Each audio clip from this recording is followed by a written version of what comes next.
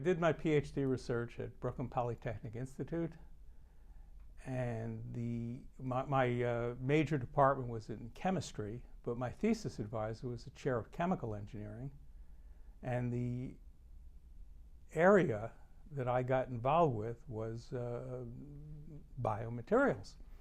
And I started my thesis research in 1967. The first paper, scientific paper, that talked about, let us develop a material that is specifically for medicine. It's not something we took off the shelf. It's not an automobile part that we're reusing for medicine. The first material that was thought of, envisioned, if you will, bioengineered for medicine came out in a 1960 paper in Nature by a Czech scientist named Otto Victorly, who I also must say I got to know pretty well. But this paper, Dr. Victorly introduced the idea of hydrogels, and they went on to become the first soft contact lenses. But if we look at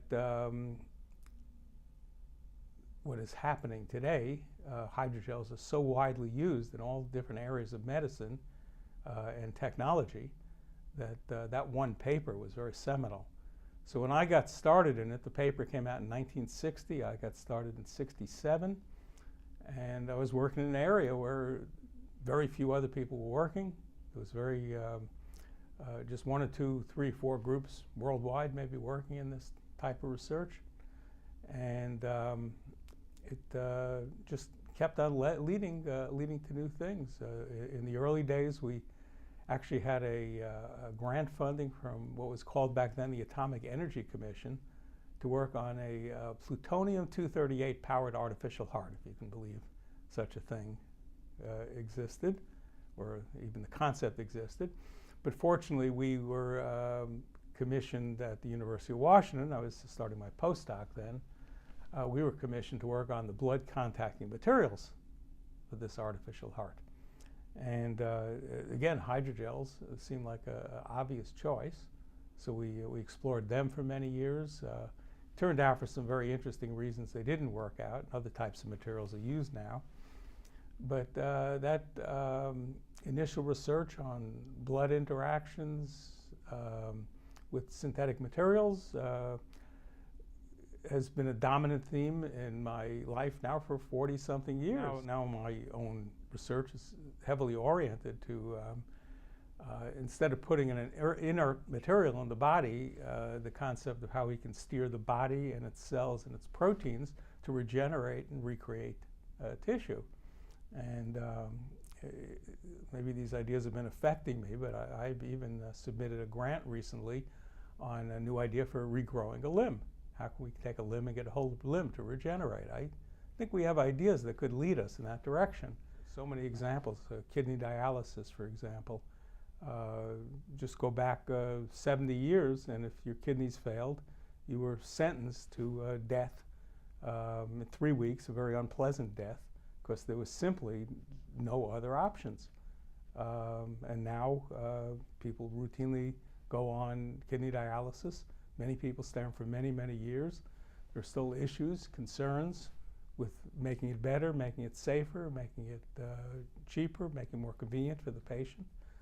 But, and those are frontiers that we will continue to make progress in.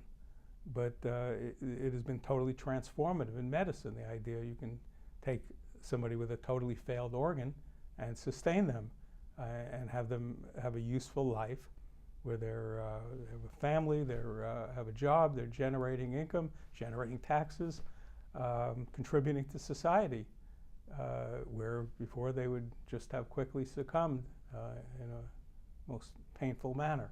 So I think we've done this. We've done this with artificial hips and knees, where people would be confined the rest of their life to a bed or a wheelchair, and now they're up dancing 2 weeks after getting these implants. The greatest source of blindness on the planet, cataracts.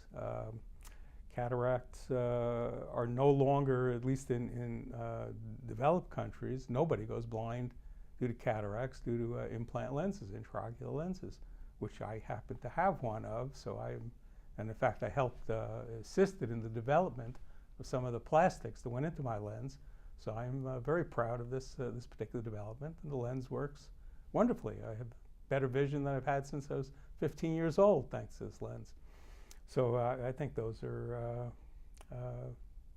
very real contributions that have improved the quality of life, have contributed to society, and contributed both in people and in productivity that ultimately leads to economic benefits for society.